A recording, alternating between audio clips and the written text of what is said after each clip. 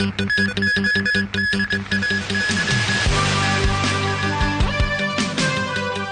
of encouragement for Hong Kong disciplinary forces. The CE responds to criticism from opponents.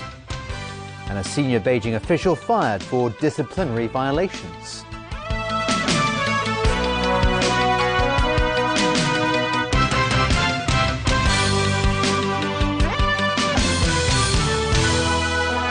Good evening. National People's Congress Chairman Zhang Dejiang had words of encouragement for Hong Kong's disciplinary forces during a high-profile meeting with members of the Security Bureau today. He also reiterated Beijing's full support for Chief Executive Leung Chun-ying, saying he'd been working hard to resolve the city's difficulties. Zhang Dejiang met the team of Hong Kong delegates led by Secretary for Security Lai Tung-kwok at the Great Hall of the People this morning. Also present was the Director of the Hong Kong and Macau Affairs Office, Wang Guangya, and Director of Beijing's Liaison Office in Hong Kong, Zhang Xiaoming. In the hour or so meeting, Zhang said the SAR's stability and prosperity has been hard-earned over the 16 years after its handover back to China. He said under the leadership of Leung Chun-ying, the government has been working hard in resolving the current economic difficulties in the city while planning ahead with long-term strategies. He reiterated the central government's firm support for Leung and his government and acknowledged all the contributions they've made. Zhang also praised the SAR's disciplinary forces, saying they form a salient part of the government in upholding the one country, two system principle and the basic law, as well as in serving the community. He called the law enforcement agencies highly professional with excellent performance. It's the first time a Security Bureau's duty visit to Beijing has been open to the press in such a high-profile manner. The security chief said Zhang's words are in recognition of the civil service team's hard work. Executive Councillor Regina Ip, who used to head the Security Bureau, called the affirmative message a pioneering move from Beijing. She said perhaps Beijing has seen the pressure frontline officers have been facing over the last few years, especially with rising social dissent, so decided to give them some encouragement. Beijing's vocal support for Chief Executive Leung Chun-ying still has not made life easier for him. Today, one of his first jobs after returning from his holiday was to respond to renewed calls for him to step down, as well as advice on listening to the people from a beauty queen. Some 300 people have jointly taken out an ad in Hong Kong and Taiwan newspapers criticizing the chief executive's city planning policies, complaining that the authorities don't give priority to the SAR's interests. Speaking before the weekly Executive Council meeting, Leung responded by listing out the things he has done since he took office last year. He said he had put forth policies to stop mainland mothers from giving birth here and stop non-Shenzhen permanent residents from getting multi-entry permits to visit Hong Kong, as well as to limit certain housing developments to local homebuyers only. He also said his critics' decision to place an ad in a Taiwan newspaper has confused both Hong Kong and Taiwan people. Those who posted the ad explained their decision. We want to send a strong message to Taiwanese government, especially Taiwanese people. We want to emphasize that today's mainlandizations of Hong Kong will be tomorrow mainlandizations of Taiwan. A Green Group representative insisted it's not a discriminatory move. We are just saying about the population policy and the immigration policy. And so it's not a matter of discrimination.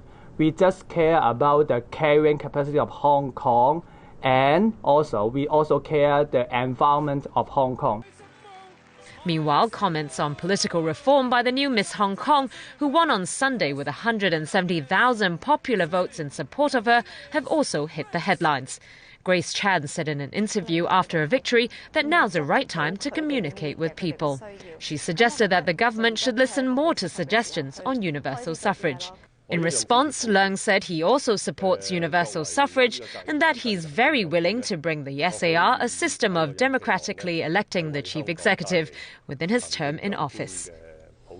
In other local news now, and the Long-Term Housing Strategy Steering Committee has put forward a set of proposals to meet Hong Kong's housing needs. Among the ideas, increase the supply of home ownership scheme flats and license subdivided flats in residential buildings. Vicky Kong has the story. Building consensus, building homes is the theme of the steering committee's consultation document. It's subject to public consultation between today and December 2nd. The committee has identified housing shortage, high rents and poor living conditions as the main reasons hindering quality living in Hong Kong. It's proposed the elimination of subdivided flats in factory buildings, but is in favor of licensing subdivided units in residential buildings provided that they satisfy fire and building safety regulations. If you get rid of industrial subdivided units, if you have a licensing system in order to safeguard hygiene conditions, safety conditions, this might increase the cost of landlords, and they might increase rent. So there is a kind of dilemma there. The committee also proposed that 470,000 more housing units be made available over 10 years. The committee believes 60% of those units should be public housing and 40% should be built by the private sector. At present, the figures are 44% and 56% respectively. But the housing chief emphasized that low-income families and the elderly are at the top of the government's priority list, not youngsters. It seems a bit rather unfair for graduates since most of them, when they finish universities or their studies, they won't be able to look for a place to move in or a place to settle down. The housing supply will increase significantly in the coming 10 years. The steering committee believes the property market will not be affected too much because private developers will take up 40% of the new homes to be built. Vicky Kong, TVB News. Well, as part of efforts to boost housing supply, the government has now decided to build public and subsidised units in the Tai Hom village site in Diamond Hill. Officials originally planned to build private homes and serviced apartments there. Stephanie Choi reports. A housing think tank said some rural areas in the new territories, such as Yuen Long and Tuen Mun, are actually more urbanized than we think. In what they call now village trend area is actually a very urbanized networks being built up, for example, roads and other community facilities. Instead, the group called for the construction of medium-density residential housing units. It believes just 10% of the 900 hectares of rural land intended for development could provide housing for up to 300,000 people. We think the government should have the political determination as well as the kind of techniques and to handle the issue, to discuss with all the stakeholders with a will to release the potential of those land as soon as possible. Their appeal follows a move by the government to scrap plans to build hotels, serviced apartments and private housing in the Tai Hom village site in Diamond Hill. Officials have now unveiled plans to build more than 4,000 public and subsidized flats there. That is twice the number of units that was included in the planning department's original scheme. The department said it made the revisions according to public demand, but reactions were mixed as some voiced concerns about high-density living. Wong Tai Sin District Councillor Mandy Tam raised concerns about a possible wall effect after the department rejected suggestions for keeping the buildings to a maximum of 25 stories. The department is sticking to the 40-story cap. The Town Planning Board will examine the latest blueprint. Stephanie Choi, TVB News. The head of the body that oversees China's major state-owned companies was fired today. Beijing says Jiang Jianmin is suspected of serious disciplinary violations. Jiang headed the State-Owned Assets Supervision and Administration Commission.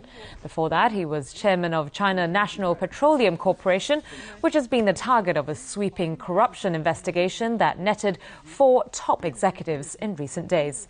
As a full member of the Communist Party's Central Committee, Jiang is the most senior official to fall since the country's change in leadership over the past year. President Xi Jinping, who's also the new party chief, has made fighting widespread graft a key campaign of his leadership. Today's announcement came after the party's anti-graft watchdog, the Central Commission for Discipline Inspection, announced on Sunday it was investigating Jiang. Premier Li Keqiang says territorial disputes in the South China Sea should not affect the broader interests of China and ASEAN relations. Speaking at the opening ceremony of the 10th China-ASEAN Expo in Nanning today, The Premier stressed the need for the two sides to resolve the disputes through dialogue. Li said China and the regional grouping have enjoyed a golden decade of cooperation, and over the next 10 years they could build a diamond decade. Earlier, Philippine President Benigno Aquino announced the cancellation of his trip to the Nanning Trade Fair. Philippine officials said the decision was made after Beijing demanded that Manila first withdraw a UN arbitration case over disputed islands in the South China Sea. Turning overseas now, both the United States and Syria are stepping up the rhetoric over a possible American strike. And as the number of Syrian refugees now tops the 2 million mark, there are now growing concerns about the human cost of war. This is becoming a major humanitarian crisis.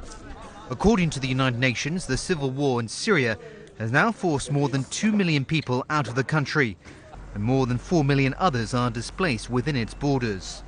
That's made Syria the nation with the largest number of people torn from their homes. Still, the war drums continue to beat. US President Barack Obama won conditional support for military action in Syria from two Republican senators, John McCain and Lindsey Graham, after they met at the White House yesterday.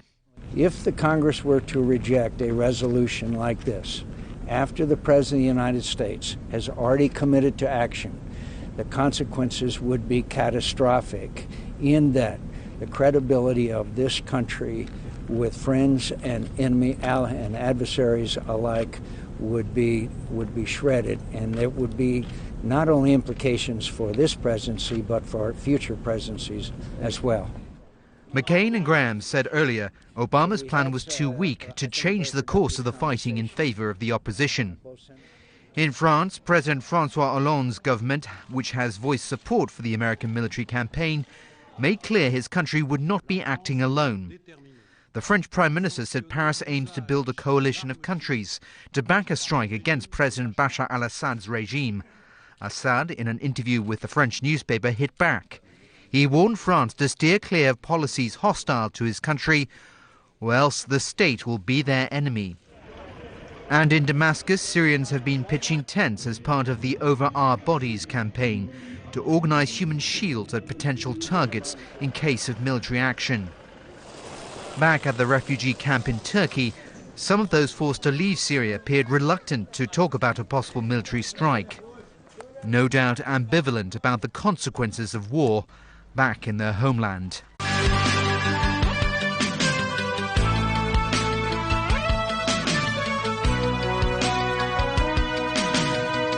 We're back tonight with more local news. The corruption trial of former Chief Secretary for Administration Raphael Hui and the joint chairman of Sun Hun Kai Properties, Thomas and Raymond Kwok, will open on May the 8th next year. The 5 defendants, among whom include another senior Sun Hun Kai executive and a former senior staffer at the Hong Kong Stock Exchange, were all summoned to a pre-trial hearing at the High Court today. They were arrested by the ICAC in July last year on 8 misconduct and bribery charges. Hui alone faces all 8 charges which accuse him of accepting the rent-free use of 2 luxury apartments, taking unsecured loans, and not making these declarations while in public office. He is also accused of being favourably disposed to Sun Hun Kai while in office. The defendants have denied all charges. 72 witnesses will be called, and the trial is expected to last 70 days. The Christian Zhengshan College, a drug rehabilitation school in a remote part of Lantau Island, is seeking help from legislators over an inoperable boat. The school's headmaster believes the Marine Department failed to do a thorough inspection of the vessel before it was bought with government funds. And now students and teachers have a hard time getting to the school campus. Rani Samtani has more details. The only way for students and teachers to get to the Christian Zhengshan College is by boat, because there is no road leading to the school in Chimawan, Lantau. Earlier, the school bought a $900,000 boat using funds from the Security Bureau's Narcotics Division after the vessel was inspected and approved by the Marine Department. But it turned out that the boat soon became inoperable due to engine problems.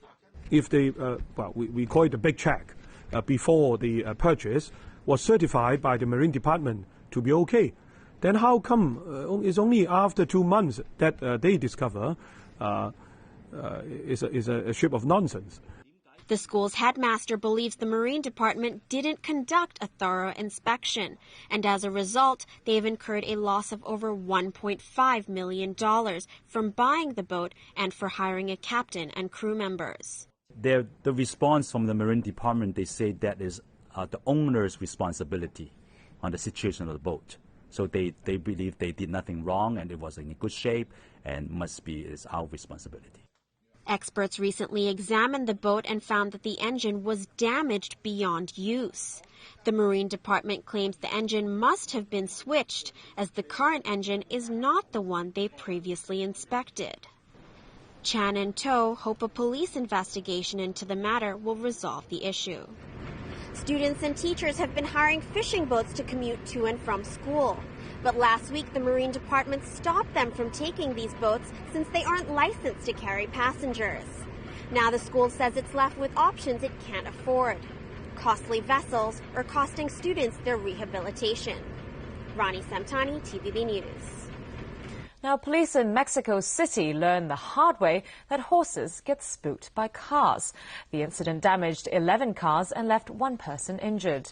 The horses were being used to control demonstrators ahead of President Enrique Peña Nieto's State of the Union address. As the horses were being taken out of a trailer near Congress, they became frightened by the sound of car engines and bolted off. The horses began galloping down one of the busiest avenues of Mexico City, wrecking vehicles in their wild stampede. 8 of the horses suffered injuries and were later treated. The government has promised to pay for all the damage caused by the stampede. That's something Amazing to learn stuff. from. Yep. That's the news. Thanks for watching. Good night.